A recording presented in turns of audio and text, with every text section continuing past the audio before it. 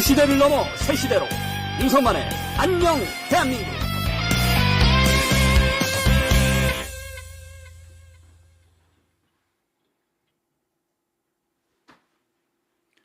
시청자 여러분 안녕하십니까? 윤석만의 안녕 대한민국 4월 9일 아침 방송 시작하겠습니다. 네, 벌써 4월 9일입니다. 제가 아침에 출근하면서 보니 이곳 여의도는 벚꽃이 만개했습니다. 다소 쌀쌀한 날씨이지만 벚꽃이 계속 피고 있기 때문에 아마 다음 주쯤이면 더욱 풍성하고 화려하게 벚꽃이 피지 않을까 생각됩니다. 전국의 각 지역별로 남쪽에서는 이미 벚꽃이 만개를 했을 것이고요. 또 북쪽은 계속해서 벚꽃이 올라오고 있는데 이렇게 벚꽃이 만개하는 것처럼 우리 동료 시민 여러분의 꿈과 희망도 활짝 피기를 기원하겠습니다.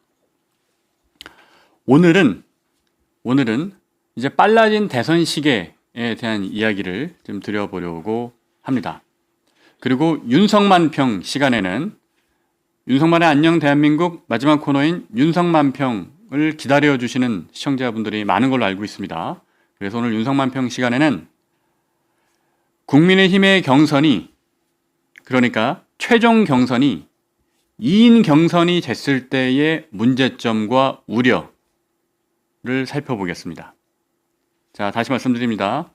이따가 말미에 윤석만평 시간에는 국민의힘 최종 경선이 2인 경선으로 됐을 경우의 문제점, 그 부분들을 자세히 살펴보겠습니다. 먼저 오늘 그럼 첫 번째 뉴스 살펴보겠습니다. 기사 올려주십시오. 네, 조선일보 기사입니다. 제 제목을 읽어볼게요. 간첩법 없는 한국서, 중국 10대들 군시설 염탐. 이라는 조선일보의 사설입니다. 자, 제가 이제 누차 말씀드렸죠. 언론사에서 사설로 쓴다는 것은 그 주제가 매우 의미 있다, 매우 중요한 이슈이기 때문에 그 주제로 사설을 쓴다는 말씀 드렸습니다. 그래서 보통의 신문들은 사설을 3개 정도 쓰고요. 그리고 중앙일보는 판형이 이제 베를리너판이다 보니까 사설을 2개를 씁니다. 어쨌든 그날 쏟아지는 그 무수한 이슈들 중에서 가장 중요한 것들을 꼽아서 사설을 쓴다, 그 이야기입니다. 그래서 오늘 조선일보는 간첩 이야기를 썼습니다. 간첩법 없는 한국에서 중국의 10대들이 군시설을 염탐했다. 자, 그럼 무슨 내용인지 한번 볼게요.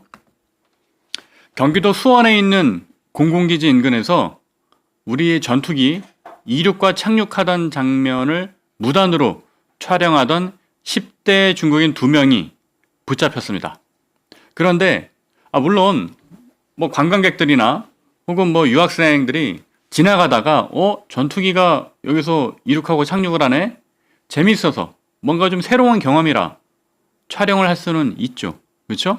한 번 정도 그럴 수는 있습니다. 그런데 그게 아니었습니다.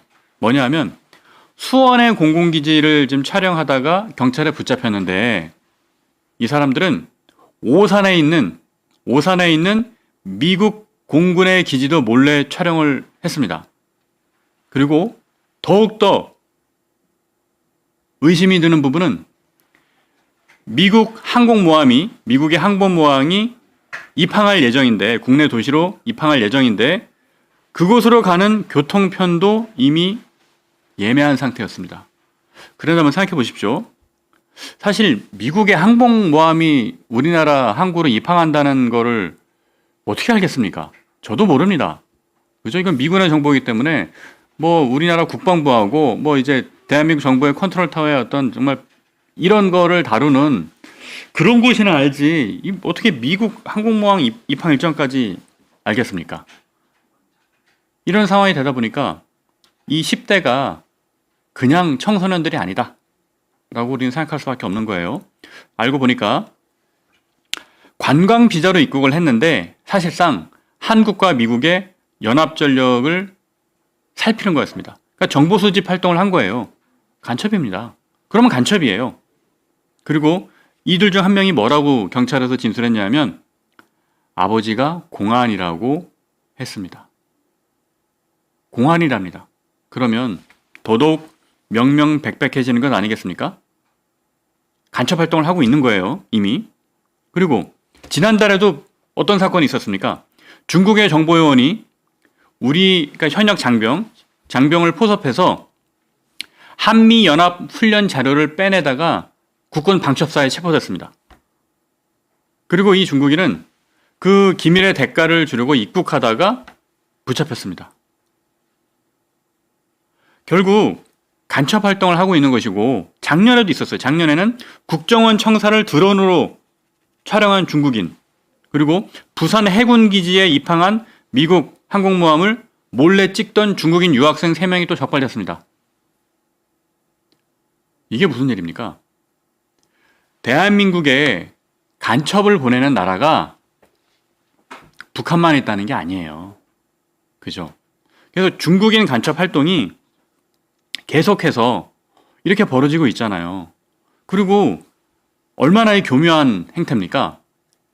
중국인 유학생들이 와서 그런 짓을 저지르고, 방금 제가 소개해드린 거는 10대 청소년들이 아버지가 공안인데 이런 일들을 벌이고 있는 겁니다. 계속해서 교묘해지고 이런 모습들을 우리 막아야 돼요. 막아야 되는데 문제가 뭡니까? 우리 동료 시민 여러분들 잘 알고 계시죠? 그렇습니다.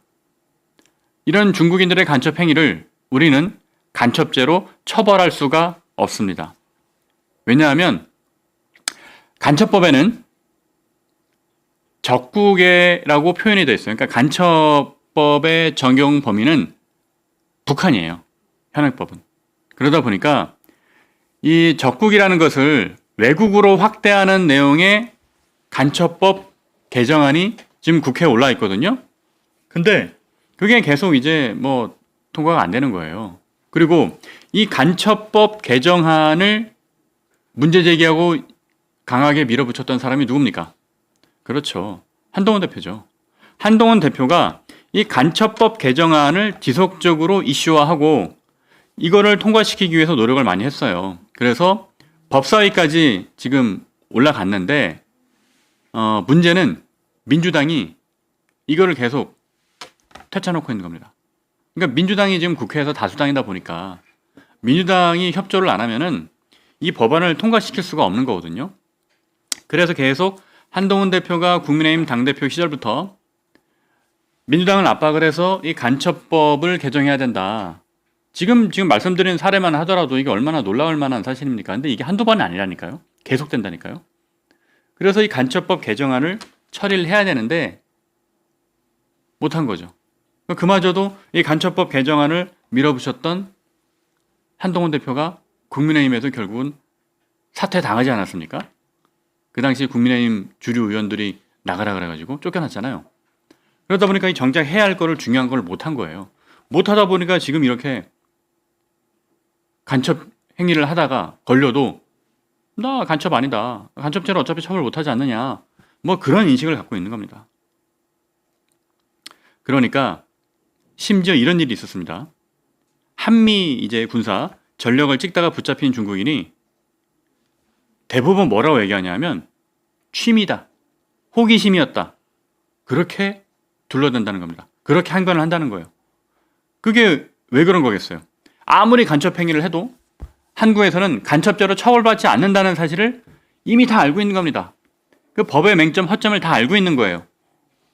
근데 이 간첩이라는 게 단순히 어떤 군사 전력이나 국가 정보만 빼내는 게 아니에요. 요즘 시대에는 기업의 민감한 정보, 기업의 어떤 중요한 기술 유출, 이런 부분에도 간첩들이 암약하고 있습니다.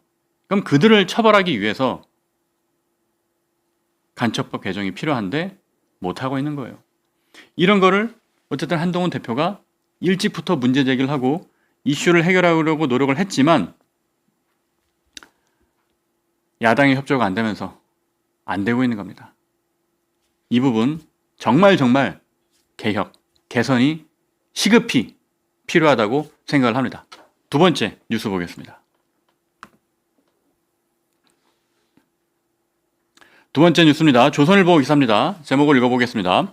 이재명 측 5월 유세 만화 재판 빼달라. 법원 이미 많이 빠졌다. 네, 이 법원의 말이 압권이네요. 이게 무슨 내용이냐면 기사 한번 살펴볼게요. 이재명 더불어민주당 대표가 지금 5개 재판이 진행 중이에요. 5개 재판에 12개 혐의입니다. 와, 이게 정말 대단한 거 아닙니까? 일반 저 같은 정말 우리 동료 시민이나 일반 우리 국민들 입장에서는 한 개의 재판 혹은 단 한 개의 혐의만 받더라도 얼마나 이게 가슴이 쫄리고 막 긴장되고 그러겠어요. 그리고 우리가 어떤 재판이나 그런 거 받을 때 법원이 나오라고 하는데 안 당할 수 있습니까? 동료 시민 여러분, 우리 정말 평범한 국민들 입장에서는 법원이 출석하라고 하면 다 그거 나가지, 그거 버티고 안 나갈 수 있는 사람이 몇이나 되겠습니까? 그죠? 정말 이재명 대표는 강심장이 아닐 수 없습니다. 자, 어쨌든 대장동, 위례, 백현동, 성남FC 많은 사건에서 피고인으로 재판을 받고 있습니다. 그래서 다음 달 5월 달에도 재판이 진행이 되는데 이재명 대표 측이 뭐라고 얘기했냐면 5월에는 선거 유세가 있으니까 재판을 빼달라 라고 한 거예요. 그러니까 재판부는 이미 너무 많이 빠졌다 하면서 반대한 겁니다. 그리고 어제였죠. 어제 서울중앙지법 형사 33부가 이재명 대표와 정진상 전 민주당 정무조정실장의 대장동 재판을 진행했습니다. 자, 정진상 전 실장은 이재명 대표의 최측근입니다. 최측근이에요. 그러다 보니까 이재명 대표와의 연루 가능성이 상당 부분 있다고 의심이 되는 대목이죠. 그래서 이 재판이 계속 지금 벌써 이게 몇 년째 되는 건지 모르겠어요. 어쨌든 이걸 빨리 좀 해결해야 되는데 어쨌든 이 재판부가 다음 달 그러니까 5월 13일과 5월 27일 공판 기일로 지정을 했습니다. 그랬는데 이재명 대표 측은 5월 27일은 대통령 선거 일주일 전이니까 빼달라. 선거 유세 기간이기 때문에 빼달라라고 한 거예요. 그죠? 그래서 이제 재판부도 참 날카롭게 대응을 잘했네요. 그럼 정확히 무슨 일정이 있느냐 빼달라고 하는데 무슨 일정이 있느냐? 라고 재판부가 물었더니 이재명 대표 측은 뭐라고 대답을 했는지 제가 보겠습니다. 아직 정해지진 않았는데 이런저런 토론회라든가 국민들에게 알려야 하는 선거 행사들이 많이 있다 라고 했습니다. 그러니까 아직 정해지지 않았는데 일단 빼달라는 거죠. 그죠? 그러니까 재판부가 아주 현명하게 답변을 했네요. 구체적 일정이 정해지면 법원에 관련 자료를 제출하고 필요한 경우에는 미리 허가를 받으라 라고 재판부가 명판결은 아니고 명결정을 내렸습니다. 네, 그래서 다음 달에 2번 재판이 열리는데 그동안 이재명 대표 재판에 증인으로 나오라고 계속 나오라고 했는데 안 나가가지고 어떻게 됐습니까? 벌금 받았잖아요. 그죠? 그래서 이재명 대표가 이 부분에 대해서 본인의 재판을 정말 정정당당하고 투명하게 대할 수 있는 그런 법을 준수하는 대통령이 되겠다는 사람이 이게 법을 이렇게 제대로 잘 따르지 않고 정해진 절차에 따라서 이루어지는 재판을 협조를 안 하면은 어떻게 합니까? 그죠? 만약에 정말 대선 일정 때문에 선거가 있고 하니까 어렵다라고 재판을 빼달라고 할 거였으면 그동안 재판에 좀 열심히 좀 참석을 하고 빨리빨리 재판이 순조롭게 진행될 수 있도록 했으면 이 문제가 안 생기지 않았겠습니까? 그래서 이재명 대표가 책임 있는 정치인으로서 하루빨리 이 재판에 정정당당하게 응하는 모습을 보고 싶습니다. 자, 다음 기사 보겠습니다. 이와 관련한 기사인데요. 자, 한국일보의 기사입니다. 앞서 이제 조선일보는 이제 보수 신문이니까 이재명 대표 입장에서는 보수 신문이 얘기하니까 야 어차피 니들 나 공격하려고 그러는 거지 라고 생각을 할 수 있을 것 같아서 제가 보통 우리가 좀 중도적인 입장이라고 보여지는 한국일보의 사설도 갖고 와봤습니다. 한국일보의 사설은 더욱 준엄합니다. 더욱 비판적입니다. 제목을 읽어볼게요. 이재명의 내로남불 법칙, 국민 신뢰 얻겠나? 그렇죠? 이재명의 내로남불 법칙. 맞아요. 앞서 제가 계속 설명한 거 아닙니까? 이재명 대표가 대통령이 되겠다는 사람이, 그것도 변호사니까 법을 얼마나 잘 알겠어요. 근데 이런 식으로 법을 준수 안 하고 하면 이게 내로남불이지 뭐겠습니까? 그죠? 이재명 대표가 자기는 이렇게 법을 잘 안 지키면서 법의 절차, 정해져 있는 재판 절차, 그런 것도 잘 안 지키면서 협조도 잘 안 하면서 무슨 명분으로 국민들한테 법을 잘 준수해라 라고 이야기를 하겠습니까? 자라나는 청소년과 어린이들은 뭘 보고 배우겠습니까? 대통령이 정가 사범이고 대통령이 선거 과정에서 이미 12개의 혐의로 5개의 재판을 받고 있는 사람이고 그런 사람인데 아이들은, 청년들은 뭘 보고 배우겠습니까? 그 이야기를 하는 겁니다. 그래서 한국일보의 사설은 이렇게 얘기하고 있습니다. 임기 중 정책의 경위를 소상히 밝혀야 할 선출직 공직자로서의 의무, 실체적 진실 규명을 위해 협조해야 할 시민으로서의 의무를 모두 저버렸다. 이재명 대표가 다른 사안에서 아무리 법치를 강조한들 국민이 그 말을 쉽게 수긍할 리가 없다. 그렇습니다. 7일에, 그러니까 그저께죠. 서울중앙지법이 대장동 개발 민간업자 비리 의혹을 재판하는 과정에서 이재명 대표에 대한 증인신문을 더 이상 시도하지 않기로 했습니다. 이재명 대표는 결국 소환에 응하지 않았어요. 만약에, 잘 보세요. 그러니까 증인신문을 안 하기로 했다는 게 그냥 재판부도 그냥 하다 안 돼가지고 이제 안 될 것 같다. 빨리 이거를 결정을 내리고 진도를 빼야겠다. 이런 생각을 했다는 거예요. 그런데 만약에 똑같은 상황이 일반 시민한테 벌어졌다면 어땠을까요? 아마 재판부는 강제 구인했을 겁니다. 그죠? 아니, 법원에서 증인으로 부르는데 그거를 진짜 어떤 국민이 안 가고 그걸 버티겠습니까? 그죠? 어쨌든 이재명 대표는 계속 버텼습니다. 그리고 이재명 대표는 국회의원이니까 불체포 특권도 있죠. 뭐 어차피 불체포 특권이 있으니까 뭐 법원이 강제로 데려올 방법은 없긴 합니다만은 어쨌든 이런 문제 때문에 제대로 이재명 대표 소환을 못하는 겁니다. 제가 아까 이제 표현을 정정하겠습니다. 이재명 대표가 이제 재판에 불출석해서 뭐 벌금 받았다 그러는데 벌금이 아니고요. 제가 잘못 표현했습니다. 정정할게요. 과태료입니다. 과태료. 네. 증인으로 불렀는데 이제 안 나와서 이제 과태료 조치가 내려졌죠. 그래서 어쨌든 이재명 대표가 그동안 해왔던 것들을 좀 보면은 재판 과정에서 송달 거부. 그러니까 이제 서류가 올 거 아니에요. 그럼 그거를 안 받는 겁니다. 안 받고 버티는 겁니다. 그리고 위헌 법률 심판 제청을 신청하고 그리고 변호인 미선임과 같은 각종 꼼수를 동원해서 의무를 회피하고 시간 지연을 반복했다. 이 한국일보의 사설이에요. 제 얘기가 아니고. 한국일보가 사설로서 이렇게 비판을 하는 겁니다. 그래 놓고서는 자신에게 유리한 결과가 나오거나 남이 연루된 재판에는 사법부를 존중한다는 말 같은 그런 추상 같은 법치를 강조했습니다. 추상은 이제 가을날의 서리를 뜻하는 거죠. 아주 날카로운 뭐 그런 거를 뜻하는 은유적인 표현입니다. 그러니까 이재명 대표가 어쩜 이렇게 내로남불을 하느냐라는 게 한국일보 사설의 오늘 주제입니다.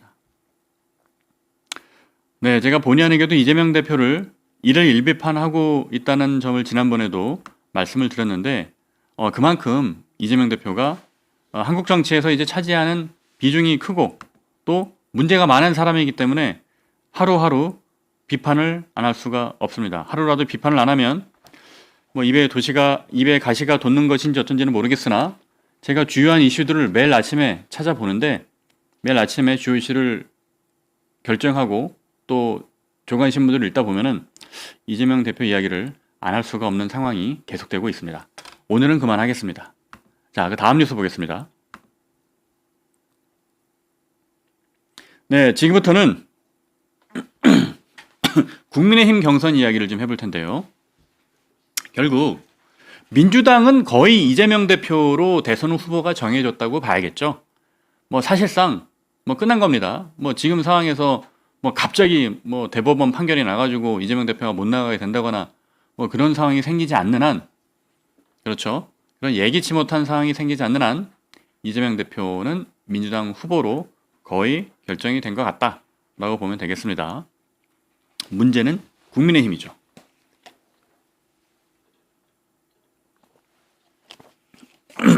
국민의힘은 뭐 한 열댓 명이 나온다는 얘기도 있어요.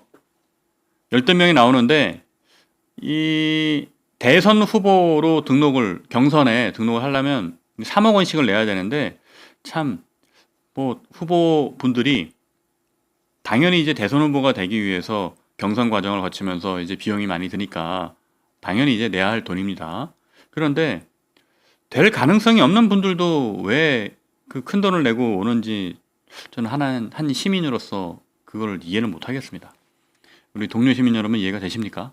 어쨌든 한 열댓 명이 그렇게 나온다고 하는데 그럼에도 불구하고 지금은 이제 빅4죠. 김문수, 오세훈, 홍준표, 한동훈 이 4명에 대한 관심이 가장 쏠리고 있습니다. 그래서 일요서울이라는 신문에서 수합 분석을 해봤습니다. 자, 수합 분석을 해봤는데 그 수합 분석의 내용이 좀 재밌어서 제가 여러분께 한번 소개를 드려보겠습니다. 먼저 김문수 장관입니다. 김문수 장관은 도지사를 역임했죠. 그리고 고용노동부 장관을 했습니다. 그러니까 뭔가 정책과 그렇죠, 행정에 대한 경험이 풍부하다는 장점이 있어요. 그리고 김문수 장관은 1980년대 노동운동을 했습니다. 노동운동을 했기 때문에 그 당시에는 상당히 이제 좌파였는데 90년대 이제 그 김영삼 대통령 시절에 그 당시 좌파였던 사람들을 대거 영입을 했어요. 대표적인 게 김문수, 뭐 이재호 이런 분들을 이제 대표적으로 영입을 했었습니다. 그래서 지금은 이게 극과 극은 통한다고 그 당시에는 아주 극좌파였는데 지금은 이제 극우적인 성향을 대표하는 지지자들이 가장 좋아하는 후보가 됐습니다. 그래서 김문수 장관은 특히 비상계엄과 이 탄핵 과정을 거치면서 지지자들이 급증을 했습니다. 아마 그 핵심적인 장면이 그거였던 것 같아요. 당시에 이제 지난해 12월이는데 그 민주당에서 국무위원들한테 개헌 선포 막지 못한 거 반성해야 한다면서 이제 기립 사과를 요구했는데 그 당시에 이제 국회에 출석했던 대부분의 국무위원들이 자리에 일어나서 허리를 굽혔거든요. 근데 김문수 장관만 이걸 거부한 겁니다. 그래서 이거를 기점으로 해서 이때부터 갑자기 가장 높은 지지율을 받게 된 겁니다. 이 대권 주자로 올라서는 방법도 참 여러 가지가 있는데 정말 이 허리를 굽히지 않았던 것만으로도 그 국민의힘 내부 지지층에서 지지율 1등이 된다는 거는 예상도 못했던 일이네요, 정말. 네. 어쨌든 그렇게 해서 현재로서는 몇 달째 지지율 1위를 달리고 있기는 합니다. 하지만 명백한 단점이 있어요. 뭐냐? 확장성입니다. 확장성. 중도 확장성이 거의 없다고 전문가들은 판단을 합니다. 그래서 만약에 김문수 장관이 후보가 된다면 이재명 대표와 민주당 입장에서는 땡큐다라고 공공연하게 이미 벌써 얘기를 하고 다녀요. 공공연하게. 이 얼마나 이거 자존심 상하는 일입니까? 기분 나쁘고. 이거 조롱하는 거 아니면 뭐겠습니까? 민주당에서. 땡큐다. 그죠? 그리고 이제 과거에 김문수 장관은 말실수도 좀 많았어요. 예를 들면 뭐 일제시대 뭐 선조들의 국적은 일본이었다 하면서 뭐 김구 선생 얘기도 하고 그랬었죠. 그래서 이거는 그 홍준표 시장이 바로 대번에 반박도 하고 그런 이슈도 있었고, 이제 그럴 경우에 만약에 김문수 장관이 정말 후보로 나선다면 민주당은 비상계엄, 탄핵, 내란 정당 이 프레임만 갖고 계속 공격할 겁니다. 그러면 김문수 장관은 마땅히 할 얘기가 없어요. 뭐 보수와 극우 지지층을 설득하는 얘기는 할 수 있겠지만 중도층과 청년들을 설득할 논리가 전혀 없습니다. 1도 없어요. 1도. 그러다 보면 이재명과의 본선, 대선에서는 99% 진다 라고 많은 전문가들이 얘기하고 있습니다. 제 생각도 그렇고요. 자, 그럼 두 번째, 오세훈 시장입니다. 자, 오세훈 시장 서울시장을 4번 했습니다. 아, 이거는 기록입니다. 그죠?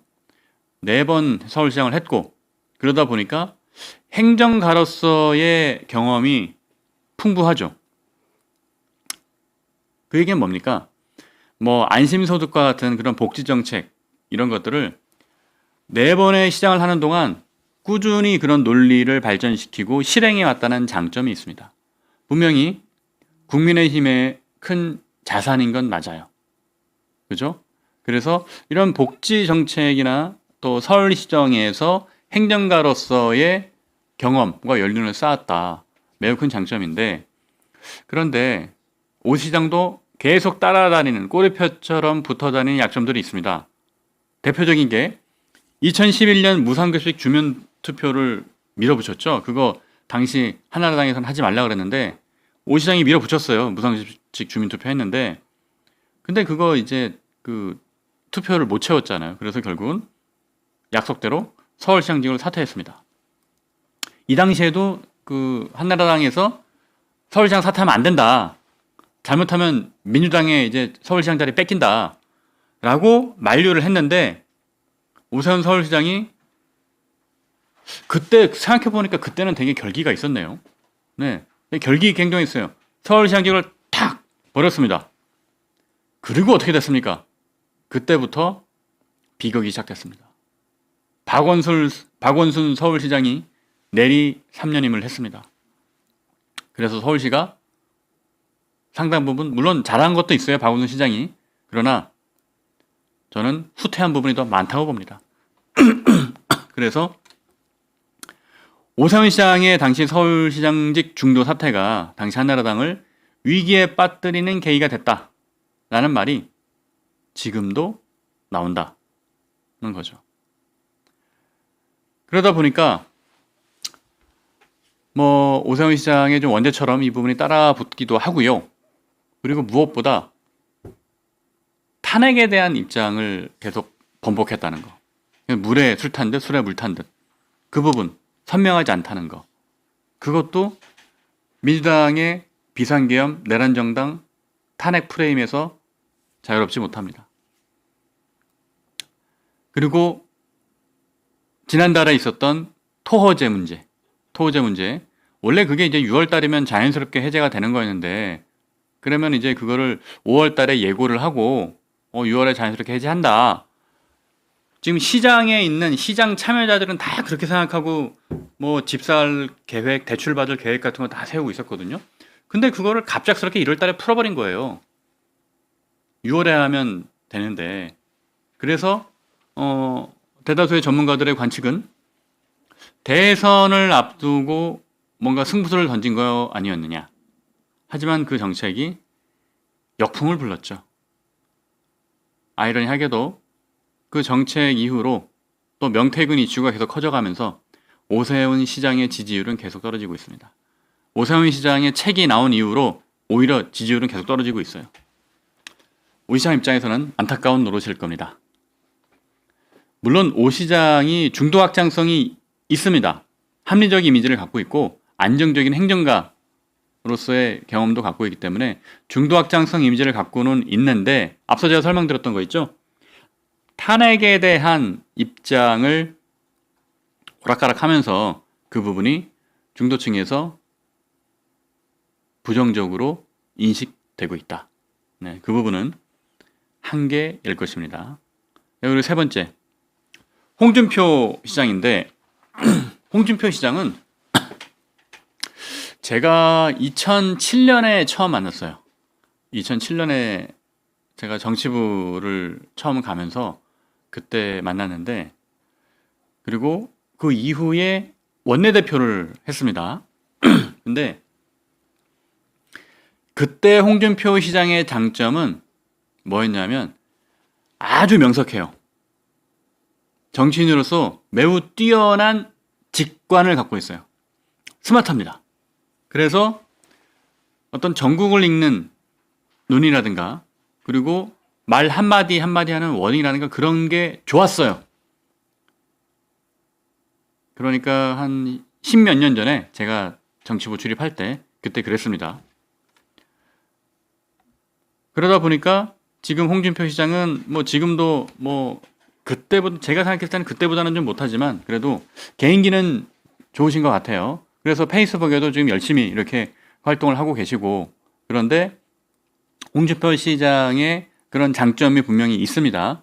그리고 대중적 인지도도 높고 과거에 대선 후보 경험도 있었고, 또 지난번에 윤석열 후보와 맞붙었던 전력도 있고, 그런 이제 경험과 높은 인지도는 장점입니다. 장점인데, 홍준표 시장도 결정적으로 뭐가 안 된다? 중도 확장성이 약합니다. 왜냐하면 비상계엄에 대해서 해프닝이라고 했어요. 해프닝. 자, 헌법재판소 재판관의 만장일치로 대통령을 파면시킬 만큼 중대한 반헌법적 행위였던 비상계엄에 대해서 홍준표 시장은 그 다음날, 비상계엄 다음날 일종의 해프닝이라고 표현했습니다. 두 가지에서 문제인 거예요. 첫 번째, 정말 일종의 해프닝이라고 생각했다면 정무적 판단 능력에 문제가 있는 겁니다. 국가 비상사태, 위헌적, 반헌법적, 반법률적 비상계엄이 일어나는 것에 대해서, 그것도 헌법재판소가 만장일치로 탄핵을 파면한 사건에 대해서 일종의 해프닝이다라고 정말 진심으로 그렇게 얘기한 거라면 정무적, 정책적, 국가 어떤 중대사를 결정하는 능력에 문제가 있는 겁니다. 두 번째, 실제로는 그렇게 생각하면서 그냥 어떤 정치적인 판단 때문에 해프닝이라고 대통령을 실드 쳐준 거라면 그것도 더 문제입니다. 그죠? 자기의 이해관계와 자기의 이익 때문에 진실을 보지 않고 판단한다면 그것도 잘못인 거죠. 홍준표 시장이 갖고 있는 많은 장점들, 정말 훌륭한 장점을 갖고 있고, 뭐 국민의힘의 자산인 거는 맞습니다만, 제가 지금 말씀드리는 것처럼 이런 비상계엄에 대한 입장, 이 부분은 중도 확장성이 없을 것이다. 그리고 이재명 대표와 민주당이 야, 니들은 내란 정당이고 니들은 비상계엄이고 탄핵이고 계속 그 얘기를 할 텐데 그 공격을 막아낼 논리가 없습니다. 그러니까 중도층을 설득할 논리가 없다는 얘기예요. 그 부분이 가장 크고요. 그리고 요새는 조금 덜하긴 한데 과거에는 좀 막말을 좀 많이 했어요. 그래서 과거에 막말들이 많이 소환되면서 논란이 될 것이고, 그리고 예전에 썼던 책에 그 책에 왜 하필이면 누가 물어보지도 않았는데 돼지발정제 얘기를 써가지고 스스로 논란을 자초했는지 모르겠습니다. 그거는 물론 뭐 자기가 썼다는 건 절대 아니에요. 그 사용했다는 건 절대 아닙니다. 하지만 그거를 괜히 굳이 뭐 남이 쓰건 어쨌건 간에 그걸 언급을 해가지고 구설수에 올랐잖아요. 그런 게 있고, 그 다음에 홍준표 시장도 이제 본인은 늘 그 개파 이런 거 없다고 이제 얘기를 했었는데, 맞아요. 진짜로 개파가 없어요. 그러다 보니까 지금 국민의힘 당내에서 홍 시장을 적극적으로 지지하고 따르는 의원들이 사실상 뭐 저는 있는지 뭐 잘 모르겠습니다. 그 부분도 단점으로 꼽힙니다. 다만 청년층과 이제 소통을 잘하는 건 있어요. 청년층이 홍 시장을 좀 되게 좀 재밌어합니다. 그래서 그 부분 때문에 어떤 청년과의 소통은 장점이긴 합니다만 앞서 말씀드린 여러 가지 한계 때문에 본선에 갔을 경우에는 이재명 대표와의 경쟁에서 중도층을 설득할 거리가 별로 없다라는 평가를 많은 전문가들이 하고 있습니다. 우리 마지막에 한동훈 대표 같은 경우는, 한동훈 대표는 장점이 너무 많아요. 그래서 그 장점에 대해서 제가 뭐 일일이 또 얘기를 하진 않겠습니다. 장점을 일일이 얘기를 하지 않고, 왜냐하면 어제도 그렇고 그제도 그렇고 저희가 표를 만들어 올렸는데 그것만 보더라도 장점이 차고 넘치죠. 뭐 가장 큰 장점을 요약한다면 중도 확장성입니다. 그리고 이재명 대표와 맞서 싸웠을 때 가장 이길 가능성이 높은 후보라는 것. 그 외에도 뭐 비상계엄 때 어떻게 행동했나, 정말 국민만 보고 행동했다라는 점, 그런 여러 가지 장점들이 있는데, 아무래도 가장 큰 현재로서 이제 넘어야 할 산은 당내의 일부 당심입니다. 그러니까 당 전체의 민심은 아니고요. 당 내에서 한동훈 대표에 대해서 약간 반감을 갖고 있다는 것, 아직 일부가. 그 부분은 극복해야 될 지점이지만 제가 계속해서 설명드리고 있죠. 상당히 좀 개선되고 있습니다. 지난주에 여론조사에서 계속해서 어떤 여론조사 결과가 나오고 있어요. TK 대구 경북에서의 지지율이 한동훈 대표가 1등이에요. 김무수 장관이 아닙니다. 그러니까 2월 말 3월 초만 하더라도 대구 경북에서 한동훈 대표의 지지율은 1%인가 그랬어요. 대구 경북에서. 그런데 그게 지금은 1등입니다. 마음이 많이 바뀌었어요. 민심이. 그죠? 그리고 국민의힘 내부의 유보층이 43%예요.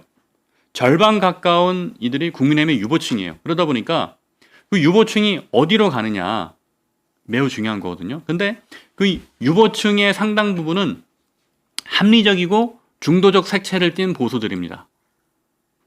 그러니까 조금 뭐라 그럴까, 약간 뭐 극우라는 표현을 쓰고 싶지는 않은데 좀 강경한 보수, 뭐 윤석열 대통령을 아직도 지지하고 있는 그러한 강경한 보수들은 이미 결집할 만큼 다 결집해 있어요. 그분들은 유보층에 잡히지 않습니다. 그러니까 중도적이고 합리적인 성격을 띠는 보수들은 지금 유보층에 있는데 그분들이 43%다. 그들이 결국은 어디로 가겠느냐. 자, 여기까지 말씀드리고, 자, 윤석 만평 가겠습니다. 네. 오늘의 윤석 만평은 국민의힘 최종 경선이 2명으로 됐을 때 어떤 문제가 생길 거냐에 대한 아주 심각한 경고의 말씀을 드리겠습니다. 사진 하나 띄워주시겠습니까? 자, 국민의힘 최종 경선이 뭐 4명으로 끝나는 게 아니고 2명으로 해서 최종 경선을 하겠다. 뭐 그런 이야기들이 흘러나오는 것 같아요. 그런데 만약에 4명으로 최종 경선을, 그러니까 지난번 대선처럼 하지 않고 2명으로 하게 된다? 그러면 큰일 납니다. 자, 사진 한번 잠깐 보고 계실까요?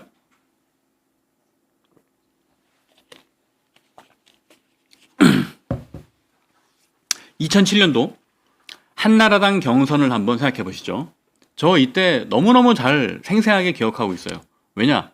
2007년도에 제가 정치부에 처음 갔습니다.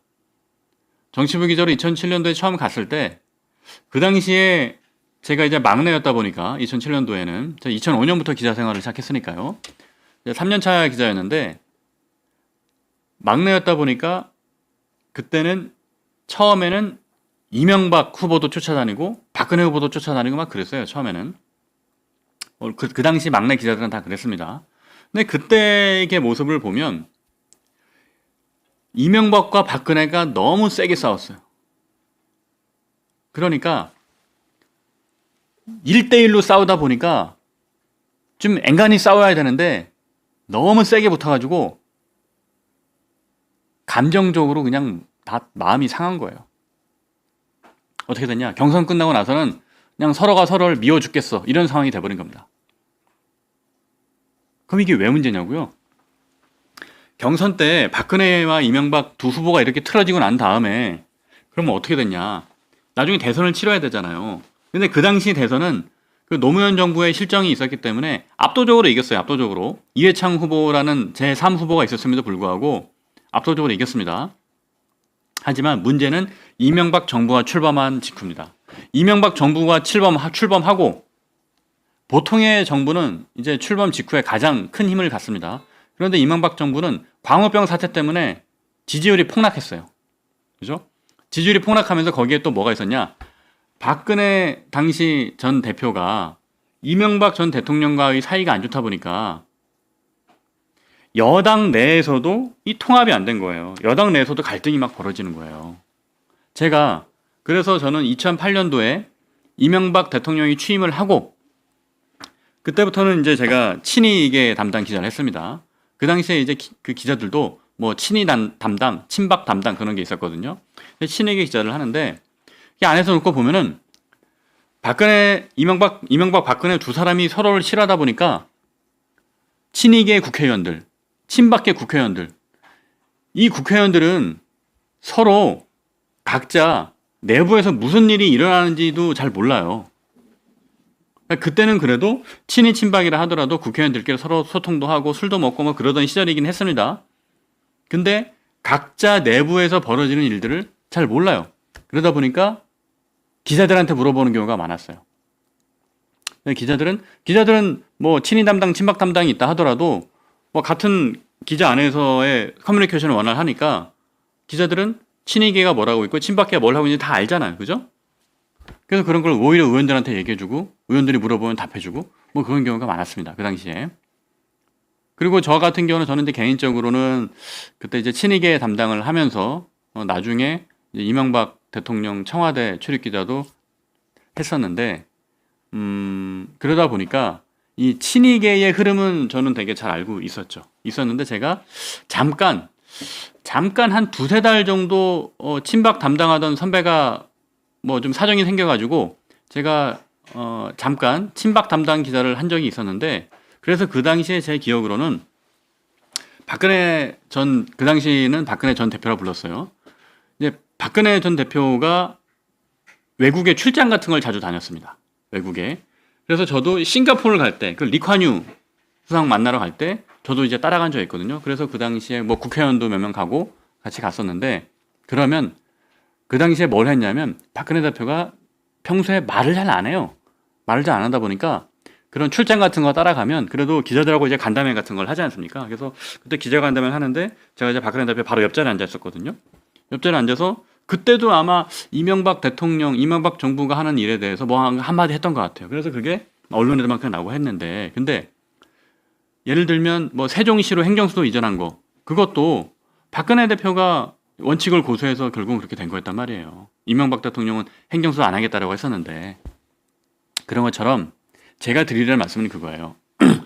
자, 오늘도 지금 동시접속자 시청자분께서 2,200명이 넘었습니다. 네, 많은 시청자분들께서 보고 계시는데 제가 오늘 드리는 말씀도 꼭 여러 군데 전파를 해주셔야 돼요. 왜? 이거는 국민의힘의 미래를 위해서 그런 겁니다. 미래를 위해서. 최종 경선을 두 명이 1대1로 붙었다가는 정말 불구대천의 원수가 될 가능성이 큽니다. 이명박 박근혜처럼. 그렇게 되면 나중에 정권 창출을 하더라도 여당 내부에서 계속 삐덕거릴 거예요. 그죠? 그런데 지금 우리는 상황이 어때요? 박근혜, 이명박 그 당시 상황은 정동영 후보가 나와서 뭐 어떻게 보면 민주당이 냈던 후보 중에 가장 최약체였죠. 지금까지 역대 대선을 보면. 그렇기 때문에 손쉽게 이길 수 있었습니다. 하지만 지금은 상황이 다르죠. 이재명 대표 아주 강력한 후보입니다. 그럼 이재명 대표와 맞서 싸우려면 국민의힘이 정말 하나로 똘똘 뭉쳐서 가도 모자랄 판국인데 최종 경선을 두 명으로 한다? 1대1로 해버린다? 그러면 안 됩니다. 안 되는 거예요. 그래서 최종 경선에는 두 명으로 가선 절대 안 됩니다. 이거는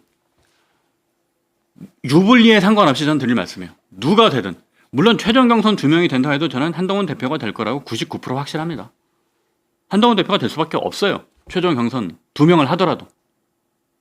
그러나 국민의힘이 통합을 하고 하나로 의견을 모아서 이재명 대표와 맞서 싸우려면 최종 경선 두 명 했다가는 큰일 납니다.